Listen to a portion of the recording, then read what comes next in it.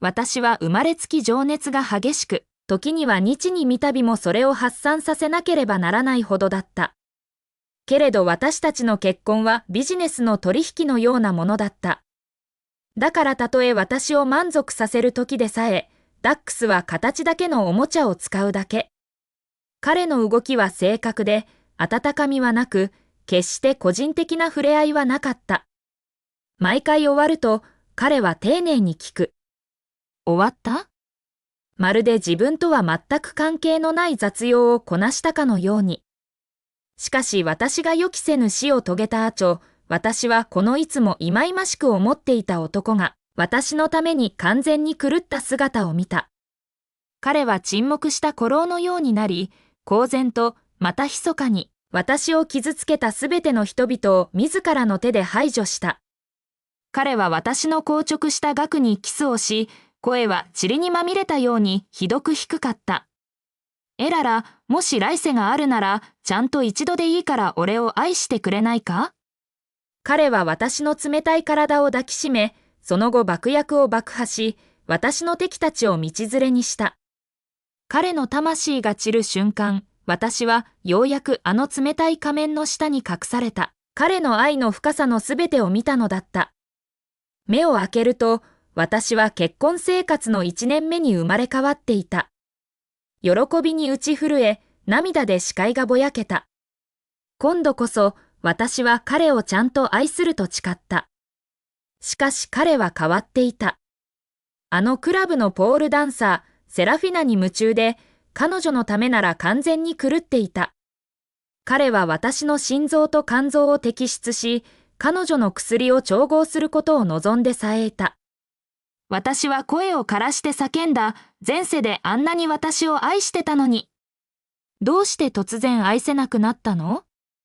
前世、彼は明らかに心の底から私を愛し、来世で一度でも私の愛を得るためなら全くの破滅も厭わなかったはずなのに。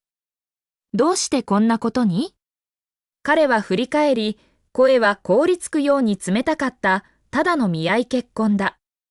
いつ俺がお前を愛したと言った？完全に心が折れ、私は両親に電話をかけた。この冷酷な男と離婚したい。プリンターが離婚協議書の最後のページを吐き出した。私は長い間それを見つめ、数滴の涙がこぼれた。この人生での愛がこんなにも早く消え去るとは、想像もしていなかった。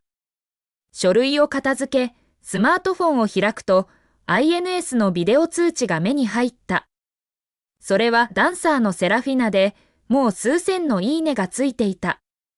ビデオの中で、ダックスは彼女を後ろから抱きしめ、顎を彼女の肩に親密に乗せながら、限定版アイアンマンのモデルを指さし、何か低い声で説明していた。ビデオのタイトルにはこう書かれていた。私のアルファ CEO の秘密のおもちゃコレクション、価値1000万ドル、そして入れるのは私だけ。息が詰まった。あの世界限定モデルのことを思い出した。彼と私は三晩徹夜して組み立てたものだった。完成した瞬間、私たちはお菓子をもらった子供のように幸せだった。彼は私の手を取り、そっとアイアンマンの金属の手のひらに置いた。エララ、この部屋、そしてここにあるすべてのものは私たちだけの砦だ。鍵は君だけのものだよ。その考えが胸に重くのしかかった。前世、彼は私のために無数のルールを破った。数十億ドルの国際会議をキャンセルしてまで、真夜中のアニメ映画を私と見るために。彼は動物の毛や騒音が大嫌いだったが、それでも黙って私があの抜け毛の多い、よく吠えるコーギーを飼うことを許した。彼は幽霊も神も信じなかったが、私が病気になった時、一日一晩聖なる神社の外にひざまずき、私の回復を祈った。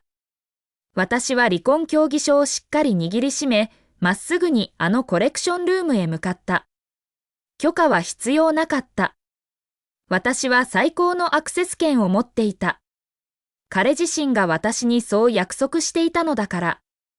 ドアはロックされていなかった。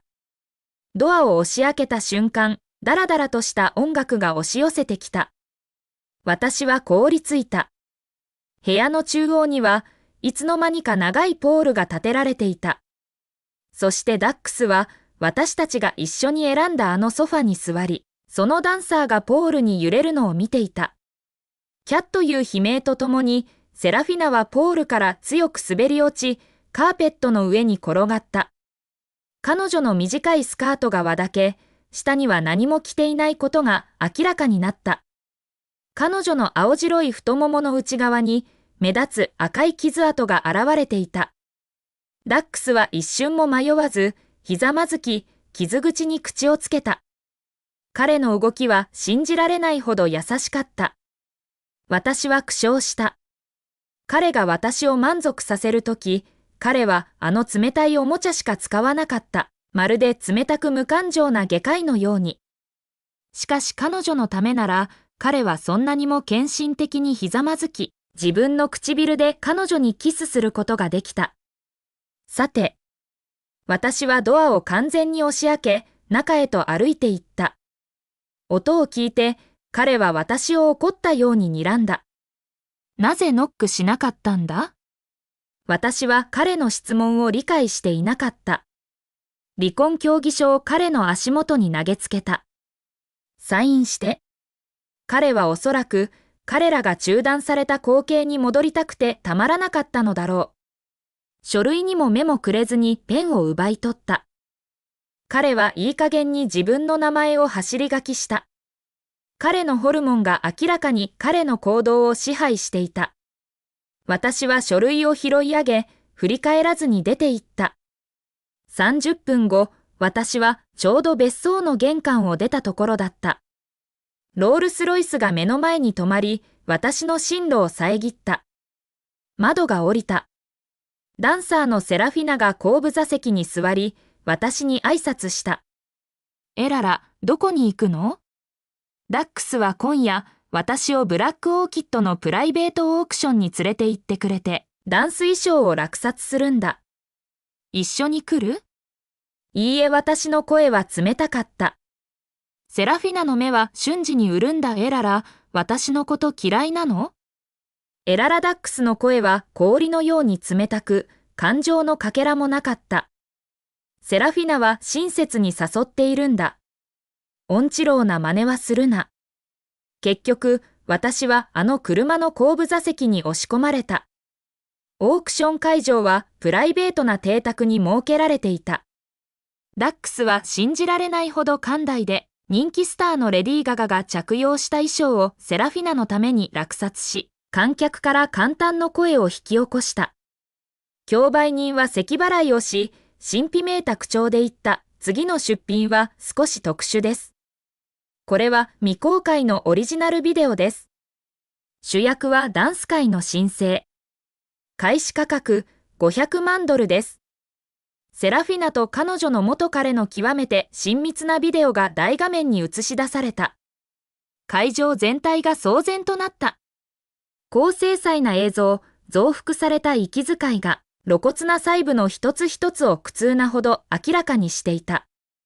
なんてスタイルだ、本当に爆発的だ。あの双子の峰、触ってみたいな、きっと気持ちいいだろうな。男たちの卑猥な笑い声、女性たちの息を飲む声や軽蔑の声が混ざり合い、瞬く間に混乱の渦に陥った。セラフィナの顔は青ざめた。彼女は画面を指さし、制御できないほど震えていた。私じゃない。あれは私じゃない。突然、彼女は私の方に振り向き、涙を流しながら言った。エララ。本当に私を許容できないの？そんな卑劣な手を使ってまで私を台無しにする必要があったの。そう言うと、彼女はすすり泣き、顔を覆って外に走り去った。ダックスの目は暗くなった。彼は立ち上がり、低い声で、それでも会場全体を水を打ったように静まり返らせた。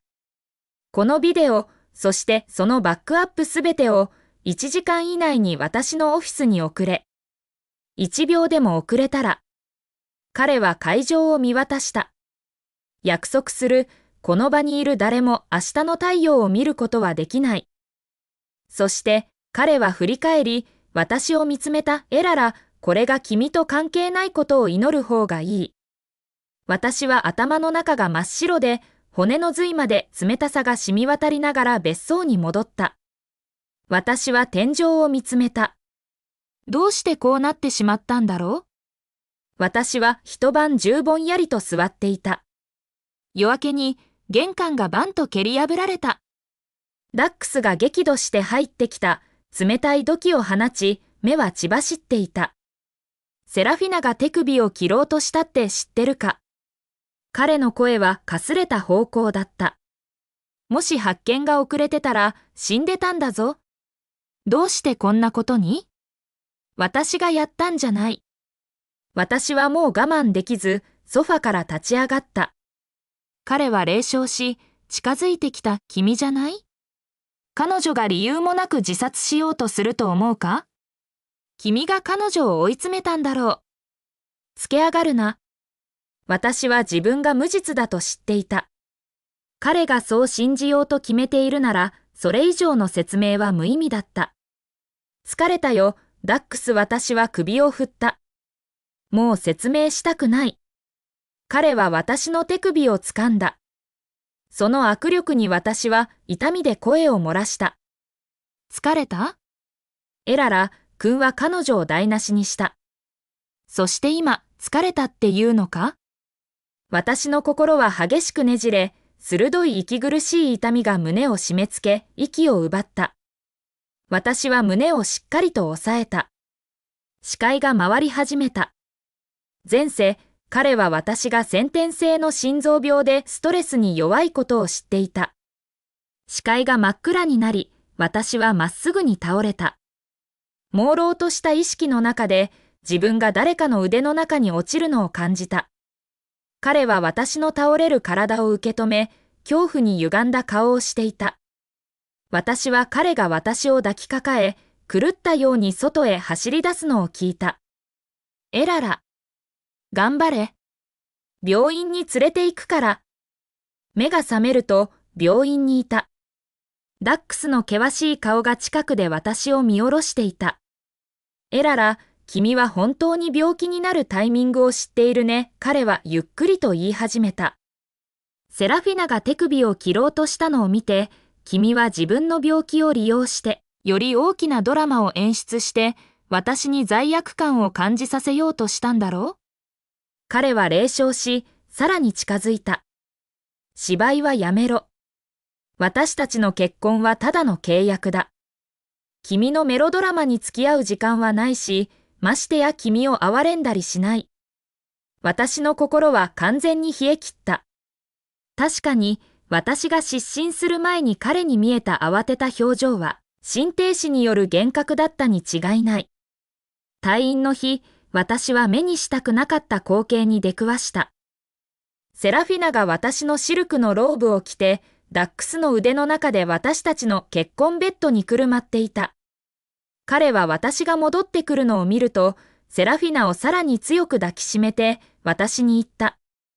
セラフィナは退院したばかりだ。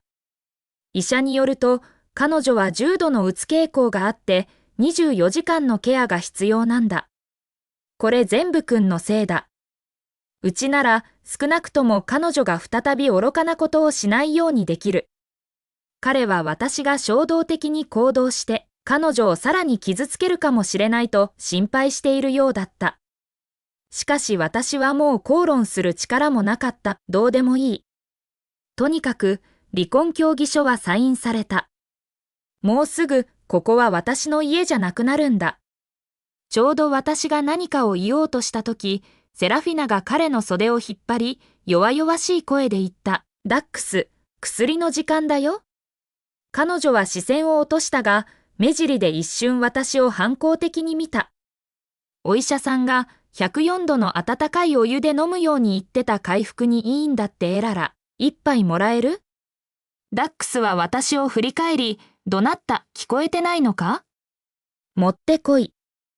私はリビングルームのバーカウンターに向かった。そこにはダックスの様々な業績トロフィーが飾られていた。お湯、まだ？セラフィナの声が背後から聞こえた。私は彼女を無視した。突然、彼女が走ってきて、水晶のトロフィーの一つを床に激しく叩きつけた。鋭い割れる音の後、彼女は突進し、私の手を掴んで、カミソリのように鋭い水晶の台座に強く押し付けた。キャ。私は悲鳴を上げた。電流が走るような激痛が全身を襲い、血が瞬間的に噴き出した。手を離すと、手のひらはズタズタに切り裂かれ、血まみれで骨がはっきり見えた。セラフィナは素早く小さな破片を拾い、自分の腕を軽くかすめた。それからよろめいて床に倒れ込み、目にすぐに涙を浮かべた。どうしたんだ？ダックスが音を聞いて駆け込んできた。セラフィナはすぐに泣き出した。私が悪いの。エララにお湯を持ってきてって頼まなきゃよかった。そうすれば、彼女は怒って、わざとあなたのトロフィーを壊して、それからその破片で私を切ったりしなかったのに。ダックスの顔は瞬時に険しくなった。彼は私に近づき、私の傷ついた手首を掴んだ。頭おかしくなったのか。私は痛みで全身を震えていた。ズタズタに切り裂かれ、血まみれで恐ろしい手を掲げた。ダックス。彼女が自分でやったんだ。私はダックスを強く見つめた。リビングには監視カメラがいっぱいついてる映像を見れば証明できる。チェックする必要はない。彼は冷たく遮った。俺はセラフィナを信じる。私の心は大型トラックにひかれたかのように、知事に砕けた。エララ、君は本当に救いようがないな。ダックスの声には冷たい毒が混じっていた。彼の目が私を見下ろし、それから私のもう片方の無傷の手をつかみ、万力のように強く握りしめた。やめて。ダックス。後悔するよ。私の叫び声は、肉が水晶に擦れる嫌な音に飲み込まれた。激しい焼けるような痛みで視界が真っ暗になった。意識が戻ったとき、両手には厚い白い包帯が巻かれていた。痛みは鈍い脈打つ痛みになっていた。執事のヘンダーソン氏がベッドの脇に立ち、目には悲しみが満ちていた。奥様、ようやくお目覚めになりましたね。ご主人にお伝えします。いいえ、私は弱々しく微笑み、声はサンドペーパーで削られたようにかすれた。この手、彼に壊されたんだ。ヘンダーソン氏の体が硬直し、信じがたいという表情を浮かべた。どうしてご主人は以前、ハサミで傷つくのが心配で、奥様にご自身で爪を切らせなかったのに。ついに涙がとめどなく私の目からあふれた。そう、全世界が彼がかつて私を大切にしていたことを知っていた。でもなぜ生まれ変わった後、あの深い愛情が完全に消えてしまったんだろう？今となってはもうどうでもいい。協議書はサインされた。もうすぐ私は完全に彼から解放される。そう思うとすぐに立ち去る前にどうしてもアーサーおじいさんにお別れを言わなければと思った。入るとすぐ彼がソファにもたれて具合が悪そうにしているのが見えた。おじいちゃん、ダックスと私は別れることになった。私の声の痛みに気づき、アーサーおじいさんは深くため息をつき、私の手をポンと叩いた。まあいい、あの息子には良い縁がなかったんだ。たとえ私が死んでも、あんな女を家に入れるわけにはいかない。私は鼻の奥が痛んだ。前世、アーサーおじいさんは同じように私を守ってくれた。おじいちゃん、血圧の薬の時間だよ。私は立ち上がった。隣の部屋から持ってくるね。薬を持って戻り、ドアをノックしようとしたとき、ドアの隙間から中にもぐもぐとしたうめき声が聞こえた。え？ドアを押し開けると、セラフィナがアーサーおじいさんの前に立ち、床に枕が落ちているのが見えた。老人のしわくちゃの手がだらりと垂れ下がり、彼は窒息しそうになっていた。話しなさい。私は狂ったように彼女を押しのけた。アーサーおじいさんは弱々しく息をし、目は白目を向いていた。助けて。医者を呼んで、早く。私の叫び声がみんなの注意を引いた。ダックスは状況を見て顔色を変えたおじいちゃん。彼は乱暴に私を押しのけ、おじいさんを抱えて駆け出した。回復室の中でダックスは私たちを見つめ、顔は険しかった。どうしたんだ、話してくれ。エララだ。セラフィナが叫び、私を指さした。彼女が枕でおじいちゃんを窒息させようとしてるのを見た。彼女はおじいちゃんを傷つけようとしてた。私が止めようとしたけど、彼女は私も襲おうとした。ダックスの視線は氷のようだった。おじいちゃんは君を自分の孫娘のように扱ってくれた。どうしてそんなことができるんだ？